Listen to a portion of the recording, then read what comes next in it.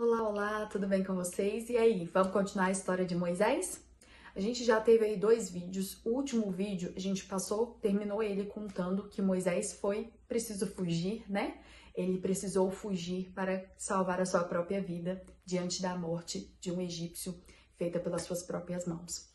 E aí, continuando, eu disse a vocês que quem permitiu com que Moisés fosse embora foi Deus. Então Deus não desampararia nesse momento. Deus mandou com que ele fosse para o lugar certo, na hora certa. E assim Moisés seguiu para o deserto. Lá, Deus deu a oportunidade com que Moisés conhecesse Jetro. Jetro era um homem de Deus, era o rei dali, mas também era um sacerdote do Senhor. E naquele momento ele acolheu Moisés, ele permitiu com que Moisés vivesse em sua casa, cuidasse do seu rebanho e também deu uma de suas filhas, chamada Zipora, para Moisés em casamento. Então Moisés conseguiu se estabelecer naquele lugar. Diante disso, Moisés ele ficou responsável por cuidar dos rebanhos do seu sogro. E ali ele cuidava com muito amor e muita dedicação, e por isso ele se tornou um pastor, né, daquele rebanho.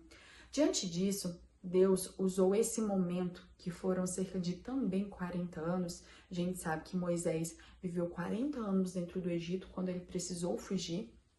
E nesse momento, Moisés, ele passa ali mais 40 anos nesse lugar. O motivo dele ter ficado talvez tanto tempo aos nossos olhos é porque era o tempo necessário para que Deus preparasse Moisés. Moisés, como eu já disse a vocês, ele cuidava de rebanho, ele era um pastor. E o que ele aprendeu sendo pastor é que ele deveria cuidar, ele deveria ter uma dedicação, assim como os pastores cuidam do seu rebanho. Moisés, ele aprendeu a ser humilde, Moisés aprendeu a confiar em Deus. Como seu sogro também adorava a Deus da mesma forma que Moisés, então Moisés conseguiu ali construir um bom caráter. Ele conseguiu construir ali, fortalecer aquilo que a sua mãe tinha feito no passado, preparando Moisés para o que iria vir na sua vida. E assim foi, dia após dia, Moisés servindo a Deus, Moisés sendo fiel, Moisés adorando, Moisés aprendendo a cuidar do outro, pastoreando animais, né? Foi a forma que Deus encontrou para ensiná-lo o que ele ainda precisava aprender.